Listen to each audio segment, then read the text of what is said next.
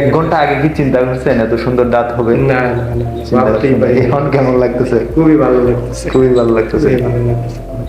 আসসালামু আলাইকুম সুপ্রিয় দর্শক, আমাদের সাথে আছেন আমাদের রোগী রিপন মিয়া। ওনার হচ্ছে দাঁতে অনেক সমস্যা নিয়ে আসছিলেন।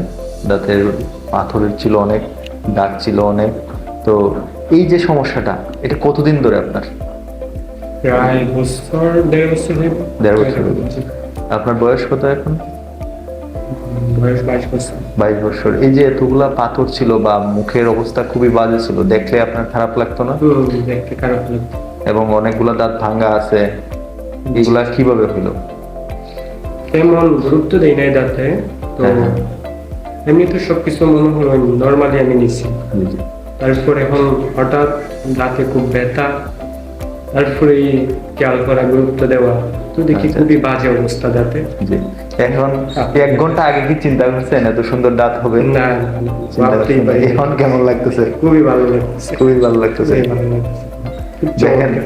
আমরা যে খাবার দাবার খাই, খাবার দাবার থেকে তো পাথরটা হয়, এটা তো বাইরে থেকে আসে না। না।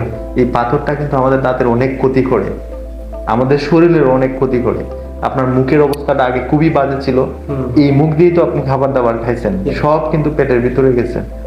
আর পেট থেকে খাবার হজম হয়ে এগুলা লিভারে যাচ্ছে, হার্টে যাচ্ছে, ব্রেইনে যাচ্ছে, সবকিছু তো আমাদের পুষ্টি সারা শরীরে যাচ্ছে।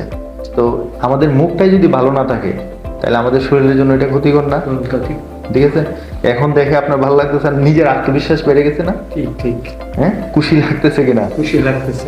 আলহামদুলিল্লাহ। খুবই ভালো লাগতেছে, আলহামদুলিল্লাহ। দর্শক, আমাদের মুখটা যদি বাজে অবস্থায় থাকে, মুখ থেকে দুর্গন্ধ আসতে পারে, আমরা আত্মবিশ্বাস হারিয়ে ফেলতে পারি, আমরা কথা বলতে অসুবিধায় পড়বো, আমরা খাবার খেতে অসুবিধা পড়বো।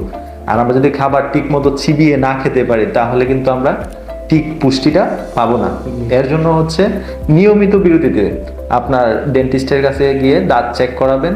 সমস্যা অল্প থাকতে আপনি ওইগুলা কাজ করিয়ে নেবেন, তাহলে উনার মতো এত ভুক্তভোগী হতে হবে না।